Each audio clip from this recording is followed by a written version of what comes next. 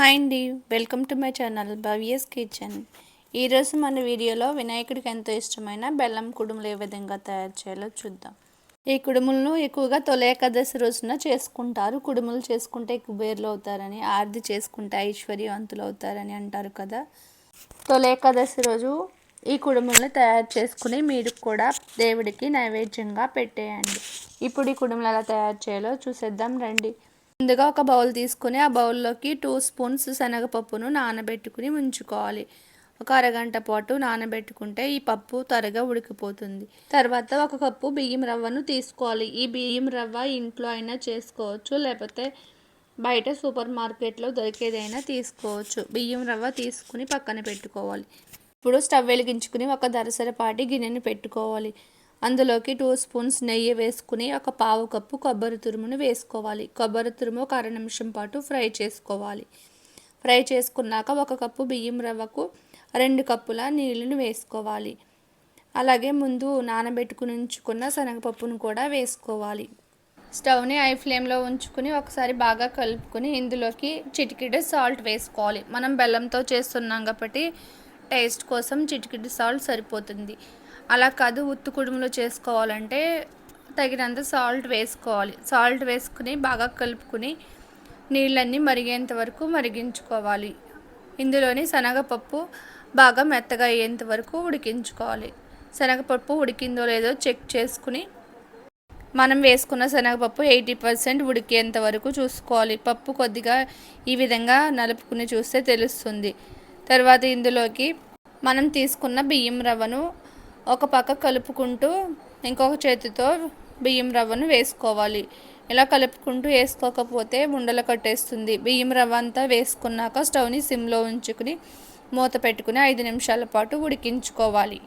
5 నిమిషాలు పోయాక ఒక్కసారి మూత తీసుకుని చూసుకుంటే నూక అంతా బాగా దగ్గరికి అయిపోయి నీళ్ళన్నీ ఇంకిపోయి ఉంటుంది.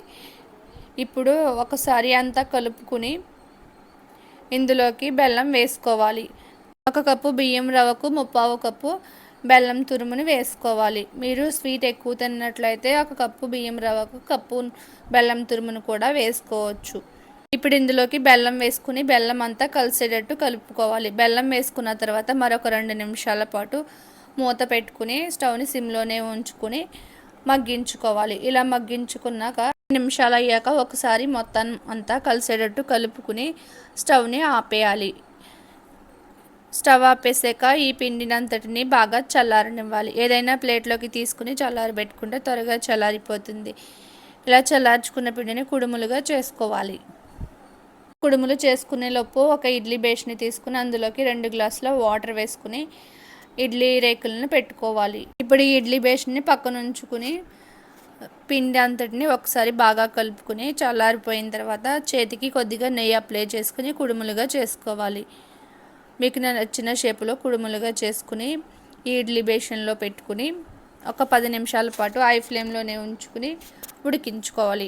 ఈ కుడుములు ఒక్కొక్కరు ఒక్కొక్క విధంగా చేసుకుంటారు. మీకు నచ్చిన షేపులో కుడుములను చేసుకుని మొత్తం అన్నీ అయ్యాక ఇలా ఉడికించుకుని స్టవ్ ఆపేసుకుంటే వినాయకుడికి ఎంతో ఇష్టమైన బెల్లం కుడుములు, అలాగే తొలి ఏకాదశి ప్రసాదంగా చేసుకునే ఈ బెల్లం కుడుములు రెడీ అయిపోయినాయి. తొలి ఏకాదశి రోజు తయారు చేసే ఈ బెల్లం కుడుములు మీరు కూడా ట్రై చేయండి. మీరు కూడా ఈ రెసిపీ తయారు చేసుకుని మీకు ఎలా వచ్చిందో నాకు కామెంట్ చేయడం మర్చిపోకండి. అలాగే మీ ఇంట్లో కూడా ఇలానే చేస్తారా? వీడియో కనుక మీకు నచ్చినట్లయితే లైక్ చేయండి, మీ ఫ్రెండ్స్ అండ్ ఫ్యామిలీ మెంబర్స్కి షేర్ చేయండి. అలాగే ఫస్ట్ టైం నా ఛానల్ని చూస్తున్నట్లయితే భవ్యస్ కిచెన్ ఛానల్ని సబ్స్క్రైబ్ చేసుకోండి. పక్కనున్న బెల్ ఐకాన్ని ప్రెస్ చేయండి. మరిన్ని టేస్టీ అండ్ సింపుల్ రెసిపీస్ మీకు నోటిఫికేషన్స్గా వస్తాయి. Thanks for watching.